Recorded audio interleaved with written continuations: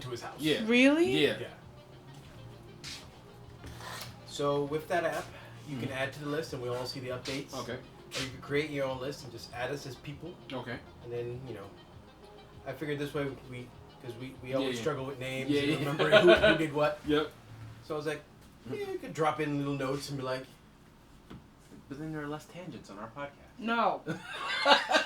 well, no, there could still Excuse be plenty. me. There could be plenty of tangents. Excuse me. Like I throw in little things. Excuse me. Like Get down. Gaspard. Excuse me. Father or child killed by the Toby. Marquis's Excuse me. carriage. Because other than that I don't know why they told us that guy's name. Yeah. It's like, Get all right, well. Oh, that's right. I gotta get their bet.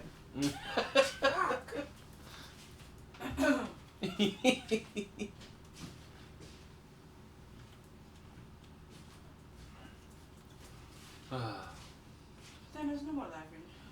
No laughing. No levity. No joy.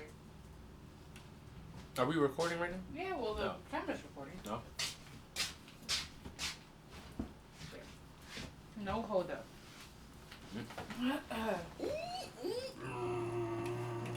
I'll kill you. Absolutely not. Get all the noises out of the way. Listen, no. Are you? What? I'm doing what he's doing. Don't. See this shit I deal with? That's okay. Don't make mess. This is a test of the emergency broadcast system. Fuck. Can you hear me? No. Yeah. I can't hear me. What? I can hear you. I can't hear me. You can hear me? I can hear you. Okay, I can't hear me. Well, the mic is on. Can you hear me? I can hear you now. Can you hear me? I can't hear you. Oh. Not through the headphones. What the fuck? I can hear me. Hello? I can hear me. Fuck. Yeah. I think I'm hearing you through headphones mic. Do you hear the I tapping? hear that. I hear Yeah, so tapping. then you hear. Okay. Can you hear me? I can hear you. Okay. Maybe we'll invest in some better hardware. I mean, it's working, right? Yeah, but my mouth guard isn't staying where it should. It's just, There's the if it ain't broke method. what is? Anyway, we all ready for this? I'm just talented, so I don't make those decisions. What? I'm just talented, I don't make those decisions. See what you. You ready? Yeah, I'm just making sure everything's in good zone. Yeah. Switching. The producer's always complaining that I'm not close enough to the mic. This is true. Just put it that way. There. Well, you don't have to come down. I moved this so that you. It should be in line with your mouth. Okay. All right. Hey, can you stop that? Okay. I was getting all the noises out What of the is way. the matter with you? What is it? You had food. Yeah. You're not sleepy. No. So what the fuck? I was getting all the noises out of the way. Are all our phones on not noise making? Let me do that. Why would that be important? I'll kill you. Okay. The phone has been silent. I don't know what that means. Why would the phone need to be silent? My belly's full of pizza. I'm happy. Pizza belly. And I'm dying.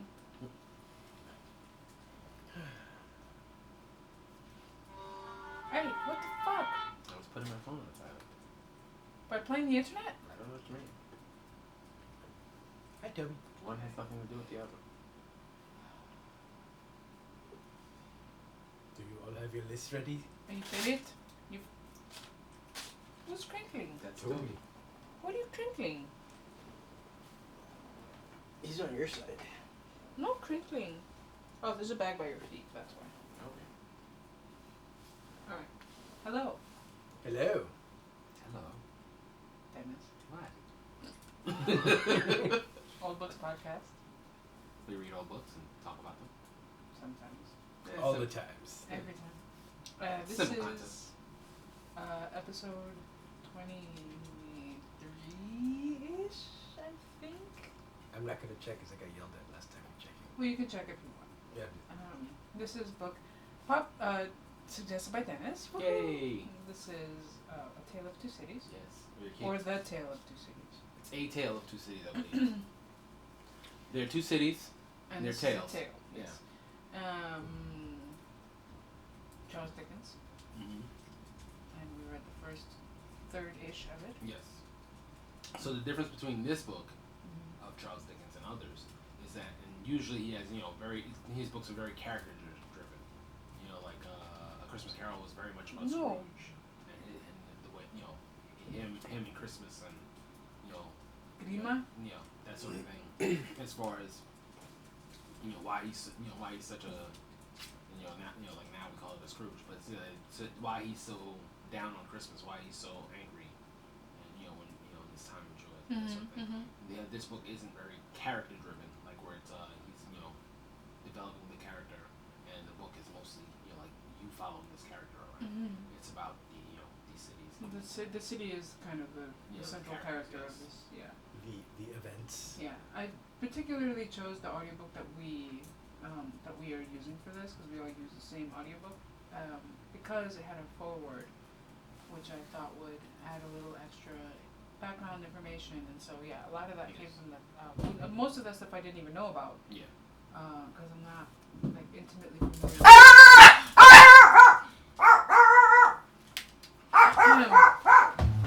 So we're getting a delivery.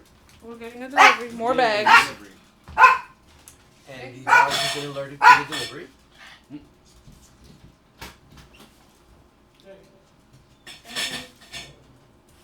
There's something metal being stepped on. Toby has taken his seat as the third podcaster. So there's 2 boxes. Does one feel heavy? Yeah, actually, not like that heavy, but for here, this sounds like bags. Am I the person that used the logo? Oh no, this is bags. And let's see. Hey, you. Stop with the faces. Hey. What's this? Hey. It's Toby in my seat. Stop it. Stop it. This is. No scratch. How can it be this? What? No boards. Again. Excuse me, Toby. You ordered boards? Why would there's any boards with your board? The boards you ordered. Bad! What happened? He tried to jump up in the seat as I was letting my ass in it. Get back! Bad. No. What? He wants his boards. What else? As I was saying. Midtime's open. By everything the way, happened. all of them. Oh, maybe you should just do that then. Just just an idea. I'm just gonna have to send all of this back now because. Yeah. Okay. What was I saying? So I'm not intimately familiar with Charles Dickens and his work. Same. So the foreword was kind of interesting because, as I didn't know, he was mostly known for his character-heavy stories, and that this would be different.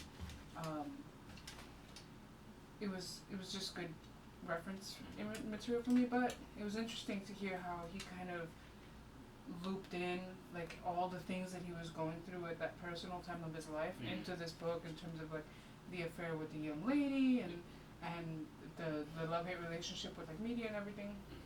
If you want to know why we're reacting, we are there's something going through the audio. It is what it is. There's a ghost in the machine. Yes, probably. So Dennis, Yes. what did you think? I think there are 2 cities, and there's a tale. Mm-hmm.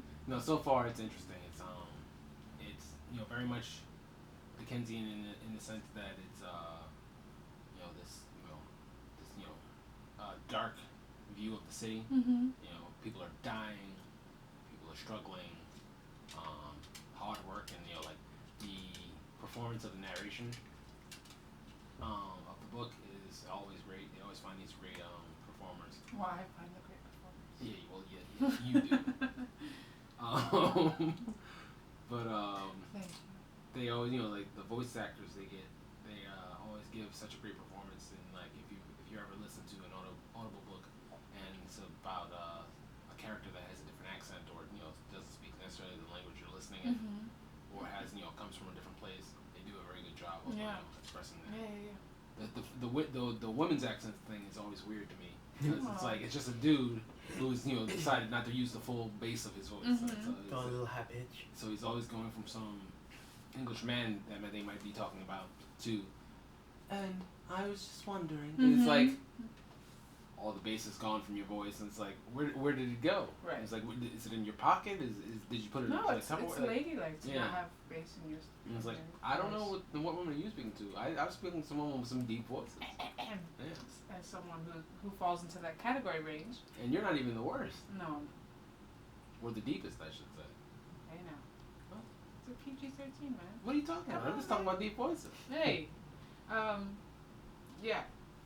The narration is quite good, and the story so far has been interesting. It's more meandering, and I wasn't expecting it, and so it started meandering, and I was like, fuck. But the one thing that caught me right away was the beginning of this book is that classic. It was the best of times. It was the worst of times. Yes. I didn't know this story was the origin of that phrase. Yes. But that phrase, that's one line of about 20, 30 different comparisons of how everything at that time period is so polarized. Yes. And I was listening to that particular first portion, thinking about how accurate and relevant that felt for everything that's going on now. Like in a lot of ways, like this is the most tumultuous time we've had in a long time, and there's a lot of suffering and Sorry. there's just all this crazy stuff going on, but at the same time, it is kind of beautiful to see people standing up. Sorry. Did you get it out? Yeah, I think so.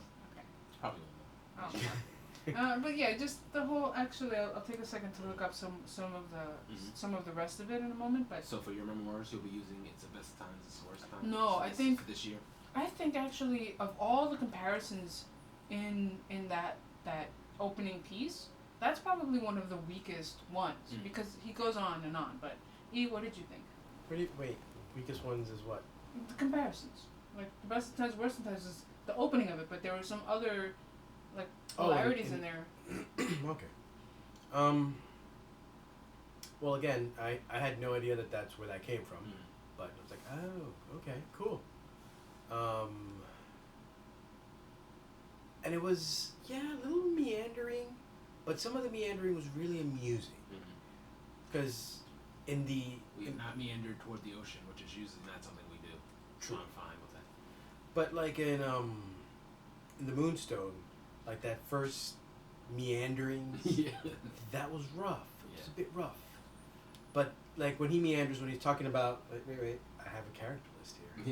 Hey, I came prepared. Somebody came to class with a pencil. Oh, you're the one dude in class with the one notebook with the one pencil in your back pocket folded. The messenger, Jerry Cruncher? Yeah. When they meander about his family, yes, I thought that shit was hilarious and sad at the same time. Because he's this broken down, old, gravelly guy that's just, doing all the dirty jobs. So you're like, okay, I feel a little bad for him. And then you meet his family and you're like, nah, I don't feel bad for you anymore. You a jerk. Like he's constantly putting down his wife. For praying. The book opens and he's like, and his wife is like, are you praying again? And he's like, yes, but and he's like, are you praying against me? It's like, who prays against anyone? Someone who's paranoid. It's Probably because she does that. He's basically calling her a witch. It's like, you praying against me. Every time I eat bread, you're trying to take it out of my mouth. And it's like, what are you talking about? I'm praying that we make it through. We're they're a regular I guess poor family, working poor family, and she's got kids and she's a wife and she's got a husband. And he's obviously hardworking guy, and and so much so that his son is even saying his hands are always rusty. And it's like, I don't even know what that means because I use lotion, but but specifically he means that there's rust around and he must be handling something that is rusty and which is giving rust on his hands. But it's also just. I don't know if I took that figuratively or literally. I think that was just meant to be dirty, grimy. Oh, I thought texture. From what I read, that's what they were referring to. Very likely. Yeah. I was coming in and out at that point because it was the meandering portion of the book and my mind was having a hard time staying. But just the idea of somebody being God, please take care of us. And you're like, how dare you pray for me? was like, Yeah. wow, okay. So I wanted to ask a question. Dennis, by any chance, have you read any of the Hitchhiker's Guide to the Galaxy books? No, I've only seen the movie. Okay. Did any of this feel like that kind of Hitchhiker's Guide kind of banter almost? Because several times, especially in the court scene when they're describing the people and that whole situation, Yeah. there were portions of that that felt very Hitchhiker's Guide to the Galaxy. Just like extra, like, explanations and kind of funny goings on. They could be on the talent podcast, the tangent podcast. Yeah. So going back to the beginning of the book, I have it here, and it starts. It was the best of times. It was the worst of times. It was the age of wisdom. It was the age of foolishness. It was the epoch of belief. It was the epoch of incredulity. It was the season of light. It was the season of darkness. It was the spring of hope. It was the winter of despair. We had everything before us. We had nothing before us. We were all going to heaven. We were all going direct the other way. In short, the period was so far like the present period that some of the noisiest authorities insisted on its being received for good or for evil in the superlative degree of comparison only. Yo, I was listening to that and I was like, my mind is so blown. Because it just felt so accurate. I was walking the dice and I'm like, wow, this is so accurate to right this moment. Yeah. So yeah, I was at later points when they're doing the court scene and just like every time we change scenes and we change character focus and the whole thing, it felt very Hitchhiker's Guide. Like I can see if I wouldn't be surprised if in reading through some of the backstory or the inspiration for that, the author had been inspired by this book. Does that make sense? Yeah. Do you get what I mean now that I say it? Somewhat. All right, so go on. Well, the court scene. Mm-hmm. I don't understand how you can clearly be trying to lie. Who's lying? Well, the guy who was testifying against, back to my character. Don't forget to speak. The prisoner. The prisoner, who we learned his name is Charles Darnay. Yeah. Mm-hmm. So He's the suave one, right? The smooth one. The one that was being juried against. does he speak during the trial? I don't think so. No. But they So- describe him like the impression of him up there. The only thing I got from the court scene is that I was like, this is totally Judge Judy. This is some judge trying to sway the court Mm-hmm. to his decision that he's already made. Mm-hmm. And sway, like he's like, I'm just trying to present evidence. She's like, stop. Mm-hmm. That's not what that means. This is what this means. You're an idiot. This is like, it's like I would never, like those are all voluntary cases, and I was like, I would never go before Judge Judy because I don't like Judge Judy. Anyway, Yeah. it's a tangent. it was just that type of thing. Like even like when Mrs. The young lady that was testifying for the court, Lucy Manette. Lucy Manette is testifying to her experience with the prisoner, and she refers to him as a gentleman, and the judge is like, well, are you talking about the prisoner? Well, because he's trying to sway the jury, and at that time... Yeah, but he's the judge. but the judge is not supposed to sway the jury. Nah. He's supposed to make sure that everything is Different time, held. son. Right. I don't know if maybe it's different in England. I don't know about their system, but it's like I know in America, the judge is supposed to be making sure everything is done impartially and in proper order. So it's like for the judge to be like, you talking about this Negro? Well, make sure you say Negro when you say it. It's like I don't want people thinking he's a good person. I want them to think like. Well, at this point, they're trying to trial him for treason, which I found it interesting that it's like this doesn't seem like a treason trial. Like, There should be more like pitchforks and a guillotine or something just hanging out just right there. But they're asking these two guys like, so you saw all this, yes. Have you ever owned like the extreme change in tangent? Have you ever owned money? Yeah, sometimes. Yeah. Oh, sometimes. Have you ever gone to a debtor's prison? Yeah. Maybe. Kind of. Yeah. Once or twice. Yeah, that whole scene that felt. Yeah. You mean 4 or 5 times? Maybe 7. Yeah. Yeah, that whole conversation was very Hitchhiker's Guide for me because I could hear in my mind that same dialogue happening with some of the main characters in that story. Where it just keeps getting worse again. Well, just like, Well, do you mean this? Maybe. Yeah. Well, yes. Yes. Well, how many times? 1 or 2. Only 1 or 2. Maybe 3 or 4. Only 3 or 4. I don't know, like 7. Yeah. It's just like every single question It just got worse. had this like back and forth banter, which was amusing and fun to listen to. And then the final person he's questioning, he's like, "Can you positively identify him?" "Yes. I can never have seen anyone else like him." "What about the guy in the front row?" "Oh shit, yeah." that was a good part too. Like, what? He definitely looks like a singular person. It's like, except for the fact that he looks exactly like that guy right over there. It's like, You're like, Jesus. Like, they could be twins, but it couldn't be anyone else. Or the whole conversation he has with the guy afterward, he's like, "Do you think I like you? I haven't decided yet." Like, what? Why are we even discussing who likes, like, what? Well, that was Darnay and which confused me for a while, which is one of the reasons I wanted to make this characterless. The second lawyer, Sidney Carton, who he refers to him for some reason during the two lawyers' exchanges as the Jackal. Right. And I was like, why is he referring to this guy as a Jackal? Mm-hmm. Yeah. Other than, when he describes his day, the guy is an alcoholic who hates life, Mm-hmm. even though he's a lawyer. Yeah. I'm like, but he seems to have a pretty good life. Alright, stupid question. What's a jackal? I've heard the word before, but I've never seen a jackal. Is it another animal that we know about? Like, do we know about another name? Probably. I believe it's kind of like one of those animals in, like, the hyena. Yeah, that's what I was thinking. Is a jackal a hyena? Because it's like, I keep hearing the word, and I've even heard it in movies and stuff like that. I think Val Kilmer starred in a movie that was called The Jackal. And it was like, okay, Jackal is a slender, long-legged wild dog that feeds on carrion, game, and fruit, and often hunts cooperatively, found in Africa and southern Asia. Is there a picture? And looks like that. Oh, it looks like a coyote. A little bit, yeah. Yeah. See, everything, like, people keep saying jackal, I'm thinking cat. Like some sort of jungle cat. The reason I put, like, I thought hyena with it, Mm-hmm. because, of course, the other guy, he calls the lion. Yeah. I'm like, all right.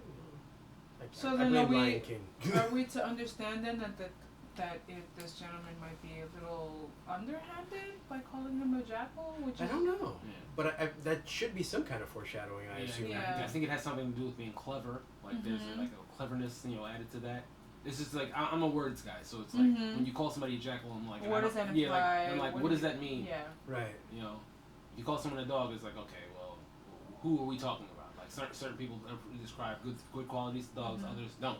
Right. Like if you spoke to a Jamaican, from what I understand, Jamaicans don't have traditionally good ideas about dogs. It's like dogs are like horrible. Yeah. It's like, whereas if you spoke to Americans, it's like we love dogs. Right. Like, Especially in New York. Yeah, dogs love Americans. Americans love dogs. So can you guys? I don't know. So at the point where they were talking toward the beginning of the book, when we were following the character that was on his way to rescue the quote unquote man who died, and there's the scene where he goes and he finds the daughter, and then they go and they talk to this. I was coming in and out. Can you guys explain a little bit about what was going on there? So he goes and he talks. He finds her. So, what's explained, and it's kind of him explaining to her, because he wants to keep everything business. Mm-hmm. Right. But she keeps getting emotional. He's like, no, business.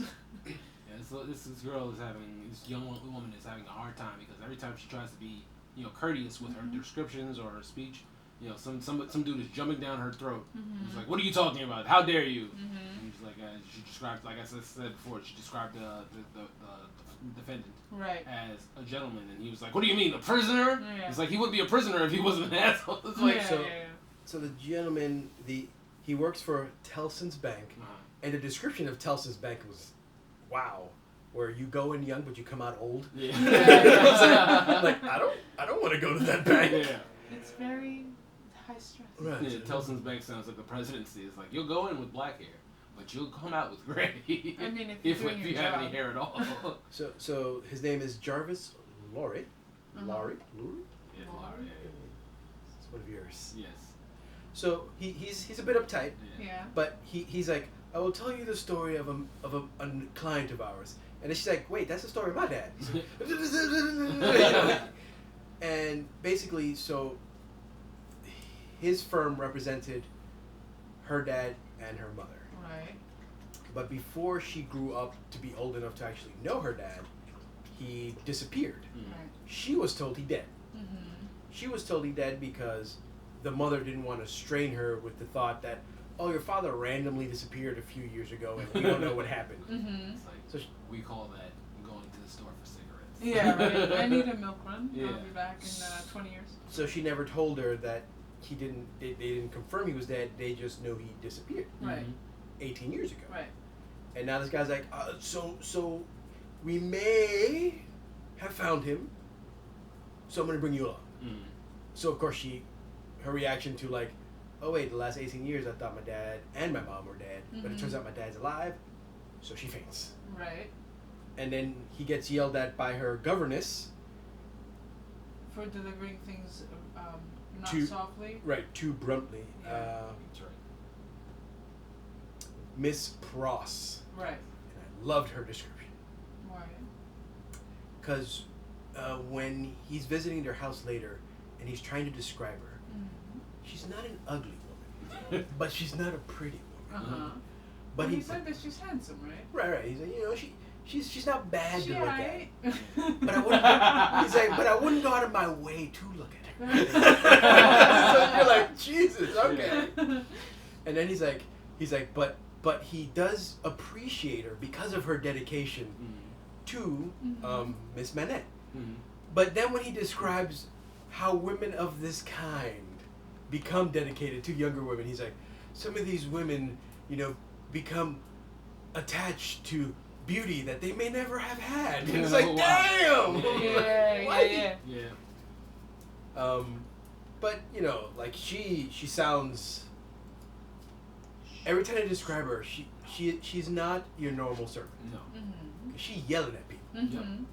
She's You. like, what's her name with the tracks? Right. It's like, You go get water. You go do this. You go do this. And if I have to tell you again, you're like, oh. But yeah, so he had to go tell her, your dad's alive. Mm-hmm. Maybe. Right. So I'm going to take you to this other city. Mm-hmm. We're going to have a look. Because they're not even sure it's him yet. Right. And see if it's him. Mm-hmm. Right. So then he has to go take her to this place. And for some reason, her dad is living with a winemaker? Like permanently unlock your phone, Yeah, so you have to keep doing that? I know. Well, while you're looking, there was a discussion of Lucy Manette while they were drinking. Like after the court case, after Mr. Manette was acquitted, they were talking about Lucy, and like in the court case, I think somebody described her like as while she was testifying. Somebody's looking at my knee right now, and it's disturbing me. It's Toby. It's really disturbing. And now somebody's trying to lick my leg. I just need The dogs. Thank you. Anyway, so Lucy Manette Yes. is being described, and you're like, so she's like, and the pretty girl, and he's like, was she pretty? And he's like, yeah, she was pretty. He's like, did you not think she was pretty? She's alright, kind of thing. Yeah. And it was like, one, I use that a lot. Like when people post on Instagram or whatever, I say, oh, you alright. Yeah. And it's like it pisses all the females off. It's like, what do you mean I'm alright? And he's like, you You alright? He's like, you alright. I just did it to Anthony the other day. Did you really? For his birthday.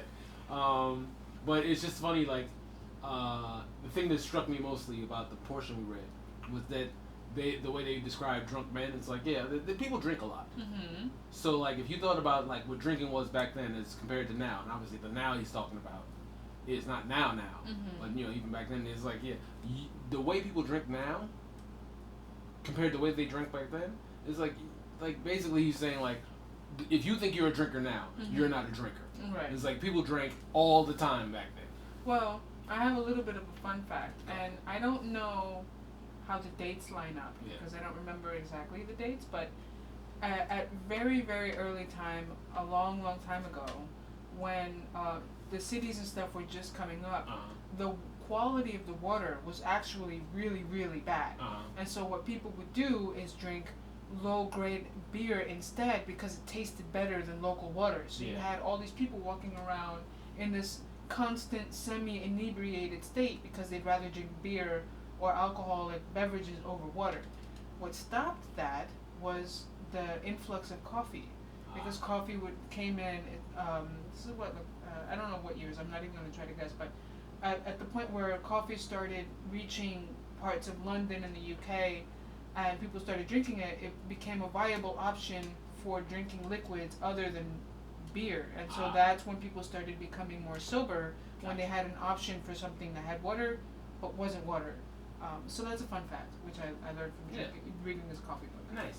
I mean, if you remember, I think it's Monsieur Defrage, the wine guy, when he talks about the barrel that broke on the street, and the people came out running to drink the wine spilled on the street. And he's like, it turned into a whole party. The carpenters started making carpenter. The shoemaker, everyone just stopped, and they were drinking. They would seep it up from the floor, and I'm like, oh. Yeah. And he's like, the really smart ones would take the wood pieces from the barrel and suck it right off. I'm like, what the hell? Like that sounds like they really like their alcohol. Yeah.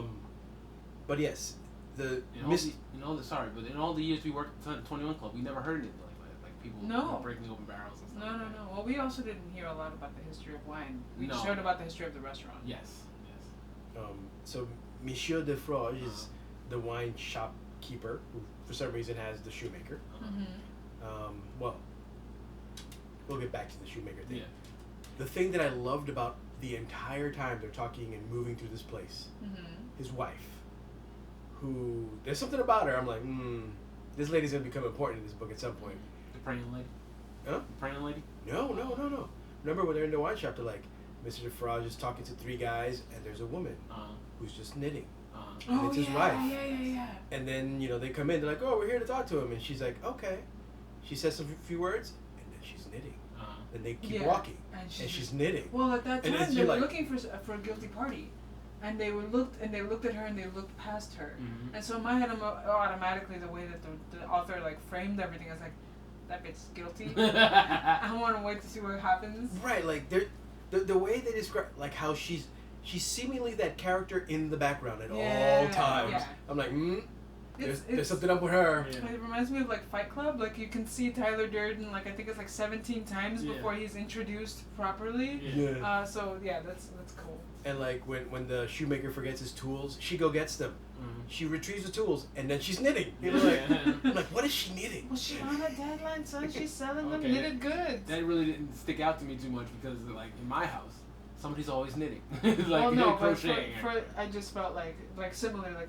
The author went out of his way to be and then there was conversation and all this. It's everything is happening, and yet this woman is in the corner knitting. The whole Have you ever seen anybody knit? Yes. Okay, so knitters are I think they kind of it lends itself to people with OCD. Yeah. So it's I'm just gonna one more stitch, and next thing you know you have a blanket. Yeah. And then the next thing you know you have a flag. Right. But they do it sitting. Yeah. She's in every room knitting. It's incredible. Have you ever seen anybody knit on the train? Yeah. Yeah, you see women when it's where's all this yarn coming from? It's that bag. She doesn't have a purse. She's a bag full of yarn, and it's all tied together, and she's just gonna keep going. Yeah. But I'm curious to see what happens. And they're outside in the street loading people to the carts, and where is she? By the door knitting. Yep. Have you ever been into a Michael's? They take off and she's knitting. It's just a room full of women trying to knit. Or scrapbook. And it's look, I'm not nothing against them. Art supplies too. I'm just saying, I'm not against them. I'm there too. There's a reason I'm in the store watching them. They're just picking out something, and it's I'm gonna knit it. There's a new baby. I have to knit for it. Yeah. So there's something there with her. Yeah. But again, they found Manette's father. Yeah. Who is now making shoes. Yes. And at the time I was like, oh, okay. In my mind, when I first read that, I was like, oh, so he made shoes. That's how they identified him. And then when he explained that, no, he's a doctor. Yeah. And while he was... And he taught himself to make shoes in prison. Yes. Yeah. I'm like, oh, well, that's different. Yeah. And then Mr. Jarvis Lowry points out, he's like, when they've, 5 years later, whatever it is, he's being a doctor again. but he kept all his shoe stuff. I was like, oh, that seems weird. If I escape prison, I think I want to forget about prison. That depends. If you made some really good shoes, you probably Well, how want many to keep those. doctors just came out of prison? It's like, I'm just gonna go back to practicing. No, you gotta. I'm sure there's. You gotta keep yourself up with other hobbies. Yeah, but do a non-prison hobby. That's his prison hobby. Yeah. He's free now. Yeah. Living in London. All right. So next time you go to the doctor, we can get one from the prison first. See how you like it. Next thing you know, he'll be making you some shoes too. I mean, that's a twofer. Exactly. That's not bad. Exactly. Maybe shoemaking lends itself to surgery. I don't know. It's a certain level of precise hands, precision. Yeah, exactly. So this kidney, you know what that looked like? Looked like the sole of a shoe. you can just imagine. So what do we think so far? Interesting. It's just something. It's like we're already in like the second book of the book. Yeah. And it's like it's gonna be kind of a quick one. Mm-hmm. What do we think about the whole train scene and the fact that this doctor like seemingly reverts back into his prisoner self if you look at him too hard? I mean, he's almost like makes Dr. sense. Jekyll in a Makes way. sense. It's just Well, like, he's this upstanding, like yeah. functioning person, and all of a sudden he's like, I can't do anything. well, right now. they haven't told us why he went to prison, but I'm Right. assuming it's probably gonna be some bad thing, like he looked at somebody wrong or some shit. It's gonna be something. Maybe it has something to do with the knitter. Yeah, I mean, she was there when they found him, so maybe. Yeah. And then but we can't skip over the little bit of the French we got. Wait, what do you mean? Well, Marquise Saint the monsieur? The monsieur? So when they started talking about it, like you can feel like, oh, France is gonna be the bad city. Always gonna be the bad city. I mean, well, not Depends France. on- Paris would be Yeah, the bad yeah. city. Yeah. And I didn't know how bad it was gonna be until this guy literally jumped into his carriage, Yes. and they're in a hurry. Yes. They run over a child. Yep. And he's like, yo, homie, why are we stopping? So we killed someone's kid. What? What And that got to do with me? What? Yeah. Ain't got time for me killing kids. Keep going. He looks out his window like, what's happening? And the guy that they named for some reason, Gaspard. He's like, you've killed my son. Oh, well, here's a nickel. He throws this guy a coin. Yes. And it's like, yo, what the fuck? Yeah, but then there's the whole conversation with the lady who's asking for a headstone for her husband. For her husband. He's like, what's that got to do with me? And she's like, oh, well, he died, and there's so much suffering, and I was just, we buried him, and Right, like, your point is, I'm just like, damn, this that's guy is fucked up. vicious. Yeah. And then Why? the set. He's not giving people money for their dead husbands and Well- running over people's kids. Well, remember once he throws a coin at the guy, a second guy shows up, and he's like, he's trying to console the guy, and he's like, well, would your kid be better off alive in the way the town is? Apparently, not if you can get run over and you get So he's like, what he, and the guy looks at the guy, he's like, oh, we have a philosopher, and tosses him a coin too, like, yeah, he's making my point. Yeah, kid's dead. He's probably better off, man. Yeah, right? And I'm then, surprised he didn't turn around and be like, well, why was your kid in the road? Exactly. so my question is, which one of those two threw the coin at him? Oh, I don't know. Because Gaspard. I don't know, because someone threw that coin. You remember he turned around, and one of them was missing. He's like, someone threw money at me. Mm-hmm. There's the whole scene where what was it? Someone was giving him a chocolate, and it required 3 people to give him. Whoa. It was 3 people, wasn't it? No, it was 8. Oh. Remember when they said if it was 3 people, it would have been a disgrace. Yeah, he would have died if it had been fewer than however many he had. But it was. How big is this chocolate? Is this like? No. It's just like a little piece of chocolate. Right. Oh, okay, I thought it was like Mrs. Fields type, No, big cookie type thing. And I It was a chain process. And I love the description. There's the guy who opens the cabinet to get the chocolate. Mhm. There's the guy who puts the chocolate onto the napkin or the plate. Yeah. And there's the person who transfers the chocolate to the room. Right. Then the person who brings it to the room gives it to another person, who gives it to another person, who then gives it to the main person. Right. It's not efficient. It's not efficient at all. But this is royalty, and we can't have anything like. Heaven forbid there's fewer than anybody else, than 800 But people. then the final person who gets the chocolate is also the first person who went to get the chocolate. It's Yeah, like, right upstairs. Yeah. what? Well, at least there's some redundancy. Oh, so funny. I was listening to it and I'm like, I bet this is like not even that far from the truth. If this is an exaggeration, it's not that far from the truth. And I'm like, oh my god, and he's like, oh, if only we're 3, the disgrace. This is why it's so easy to murder somebody in like back those times. Because there was so many people. It's like anybody could have poisoned you. You don't know who it is. Mm-hmm. You've got to take down a room full of people just to make sure you've gotten the right person. Which 8 of you put this into his chocolate? Exactly. There was arsenic in my chocolate. Who did it? Not me. Was it you, the master of the plate? The master of the other plate? The master of cupboard openers? That's right. Napkin man. Was it the key master? Was it the gatekeeper? It was the cook. It was the knitter. But yeah, like, clearly the French are the wrong. Yes. And we are heading towards the French Revolution, is what I'm... Yes. The time, okay. I will say, it's getting easier and easier to listen to these books that strongly reference, like, French names, titles, and streets and stuff, and cities. Like, when we got to the part where they were talking, because they introduced it initially as the Monsieur, and you're following Monsieur as he's going through all these places, it didn't even really feel that foreign to me anymore. Like, it was just like, okay, so we're changing the channel, and Monsieur, and the street, and that street, right. and it all felt almost like, after all these books that we've been reading based out of this kind of area of the world, it didn't feel that awkward or weird. It was nice. It didn't feel like the beginning of The Count, where I felt like someone was smacking me with a right glove. now it feels like we live on the English Channel. Yeah. Yes. We know where we're going. Yeah, a little bit. I have no idea where we're going, because I have no idea what this book is about. I said yes because Dennis suggested it, and I was very happy to accommodate a suggestion from Dennis, because usually you don't suggest. I mean, I don't wanna. I'm not that guy. I mean, in the forward it tells us that this book at one point was considered like the #1 novel of all time. Oh, okay. Which I didn't know that. I was like, oh, okay, so we probably should definitely have this on the list. Yeah. But I'm enjoying it so far. The narrator does a good job. There's one thing the narrator does which kind of catches me. It pulls me out of the story a little bit when he takes a deep inhale on the mic. And I'm like, really? But I think some of that is It's like part of actually it. it's part of the story. Yeah. So it's I'm enjoying it. I have no idea where it's going. I don't know what's happening. Yeah. Well, it seems like we're close enough to the French Revolutions where I think that's where we're heading. Yeah. Especially with the angry French.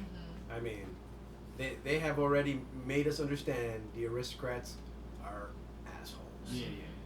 So we're not gonna feel bad if this guy meets the guillotine. So we've got the young man, the lawyer, right? Was he a lawyer? What does the young man do? The one that was on trial.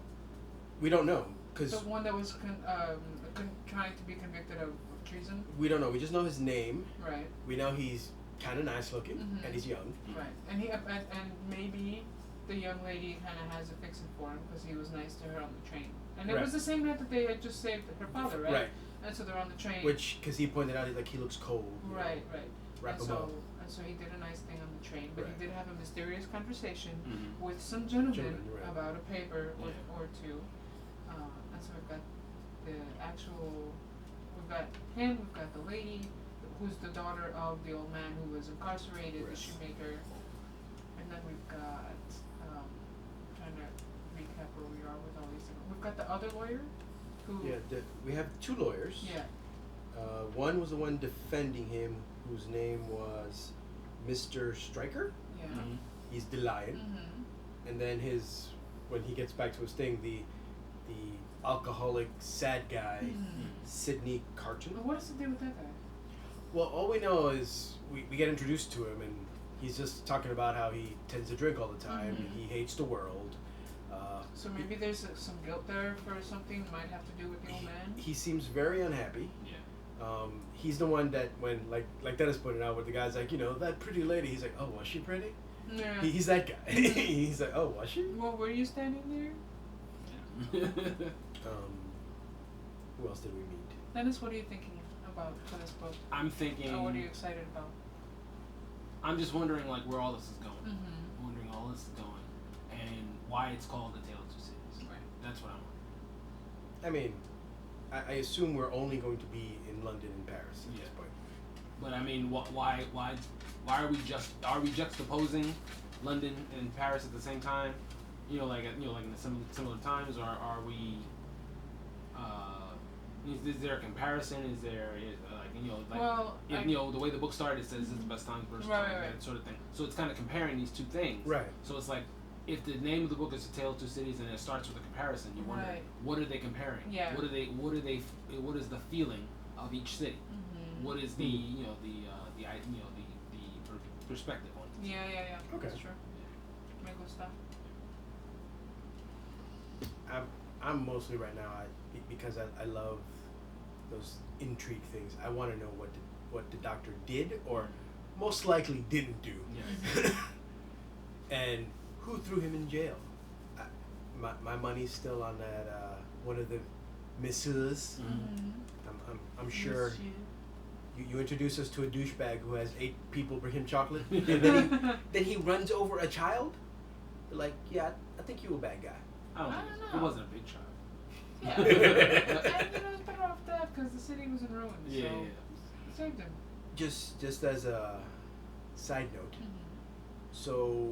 I'm wondering how easy it is. I'm sorry. It's just when I think about a carriage, like if I think about like a handsome cab ride or something like that in New York now, and I'm thinking carriages were bigger, and I'm like, how hard is it to be run over by a carriage?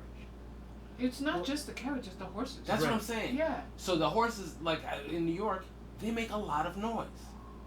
Right. True. That's true. And our streets are paved. Right, and that's cobblestone. Yeah, that's usually, cobblestone, and it's like. Well, what you can imagine is, at least this is the way I would put the scenario. Yeah. This guy's in a hurry. The police are going by. Give us a moment. Yeah. So this guy is in a hurry Uh-huh. because he wants to make, evening tea. Uh-huh. So he's rushing, whipping those horses. Yeah. And he turns. Mm-hmm. You can't really see anything when you're turning. But you can hear the fuck out of some horses. Right, but let's say. But also, it's a child. They don't know. The kid is know. playing some game in the street. I'm not saying that it's the kid's fault. I'm kind of saying. It sounds. I'm just kind of saying. But I'm also saying it's like, I feel like it's hard to get run over by a carriage. I don't think so. True, Dennis. But Dennis. Because the horses also have blinders on. I think if I lived on Central Park West, I wouldn't get run over by a carriage. But even you if I don't was have a the kid. kind of traffic. Well, Dennis, when you driving, Yes. do you make a turn onto any street at 95 miles per hour? I never get up to 95 because we live in New York. But well, I know what you're saying. Right. But that's what he was doing. I definitely have turned down the wrong way of a street. That's and, fine. it was a major street. Right, but it's not 95 miles I'm per not hour. lying. Ask my friends. It was in the car. It was crazy. But that's the point. This guy was rushing. Uh-huh. And he was like, oh, we killed someone, cool. Here's a nickel, let's keep going. Yeah. You can bury the child next to that man's pile in the garden The back pile. there. But what I've done that several times now that I think about it. But Turned the wrong way down the street. Oh, I thought you'd buried several children No, next to piles. no. I'm like, I've what? never hit a child. I've never hit a child. But what I was saying is we're also listening to The Expanse on the side note. So there's a character in there that's describing the state of the universe. And at one point she points out that the last person to feel famine is the king. Yeah. That makes sense. And I was like, Yeah. oh, that's a great line. That is a great line. And now that I think about it, I was like, yeah, that works for what's happening there. When the lady's like, she's like, but we all suffer, and the royalty don't know. Literally, he They don't turns care. around like she's trying to explain that her husband's dead and they had to bury him and they didn't even have enough to like give him a proper burial, let alone like a headstone or anything. And as she's telling the story, he keeps cutting off. And again, your point, like over and over. Right. Like, damn, that's so fucked up. Your point about the last person feeling the famine as the king brought up to the idea that when I was being taught about Stalin, that a lot of the people who were trying to get to Stalin were like peasants. It's like he doesn't know. Mm-hmm. There's no way he could know he would do something. They were so enamored with Stalin that they felt like, well, if he knew, he would do something. So he must not know. Right. So they would like if he was like on the road or whatever, trying to going in between somewhere. There were people like trying to rush toward him, like, please, I have to tell you that we're starving. Yeah. I know you don't know because obviously you do something, but please just tell us. And it's like, it's a nice notion to think that the person in charge wants to do something, but for some reason he just doesn't know. Mm-hmm. Well, your first damn job is to know exactly what's going on in the places where you're responsible for. If you're responsible for millions of people, you should know what's happening generally with all million of them. I'm not one of these people who like, well, maybe he didn't know about me. And it's like, no, you should know about me too. Right. Let them eat cake. No. Well, listen here, Marie. Apparently, Marie. Marie Antoinette is who's given that's where that school is. So, what you did there. I thought Marie was another. I actually just Karen, watched a documentary on her on CPT, Connecticut Public Radio Broadcasting. Oh, my And what was that? Oh, I think the thunderstorm is starting. Yeah. we like storms here. Okay. Well, apparently, just from Marie's sake, apparently that quote is being misquoted. Oh. So it's they say it as if to mean that she, like, people say it like she meant, well, like if they can't have bread, just let them have cake. Like, because cake was much easier to get, right. because she had all this cake around. But no, she meant, well, I have all this cake. Yeah. If they're hungry and it'll keep them from cutting off my head, give them the cake. It's like type of thing. I had no idea about any of that, so I thought you were referring to Eddie Izzard and the cake or death thing. And I'm like, what? No. That doesn't make any sense. Why would you let them have what? Cake or death? Who's claiming what? I do have a flag. But it's probably Also, where he gets it from. Also, Probably. the translation. Yeah. Oh, that makes sense. The translation isn't translated directly to cake. It's brioche, which is a fancier it's bread. it's a rich bread. Yeah, Mhm. it's a lot of butter in the bread. Nom, nom, It's nom. delicious though. Interesting. So there we go. I've learned a bunch this episode. There you go. On the podcast. Yeah. A little history sprinkled in. Yeah, a little history, a little thing. Dennis, I'm gonna edit that out. Fuck all of you. Okay, I think we're gonna wrap. Okay. Unless you have something else. No, I think I've said enough. I think that's it. I think we're good. I'm gonna try much better to pay more attention. It's really hard for this much tangent. Yes. Well, that's why I started the little thing. Keep Yes. notes and update all of us. I did actually take a note. I don't remember. I took one note. I'm trying to get better at getting back into Where that. did you pull that phone out My ass. of? Okay. Let's see. Let's see.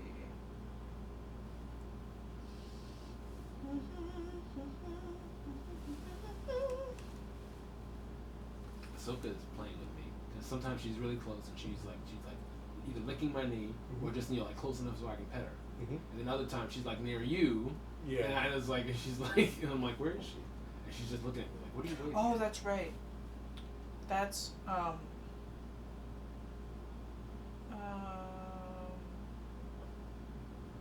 no, there was a scene where it was just a comment that I was really moved by. I don't remember exactly, but one of the characters is kind of coming into the city. I think he's coming in the early morning maybe, and he's kind of talking about how there are so many layers of complexity between one person and another, and he's talking about like there are mysteries between like people and Earth, and there are mysteries between one household and another, and there are even mysteries between one heart and another, and you just never know everything there is to know about anything that's going on around you. And I thought that was like really, really good line. I'm trying to remember the quote because I thought I took it down somewhere. Maybe I bookmarked it in the actual book. But yeah, I thought, were there any particular lines that you guys liked? The opening line, I liked, and it's one of the things I paid attention to. I did know it was from this book,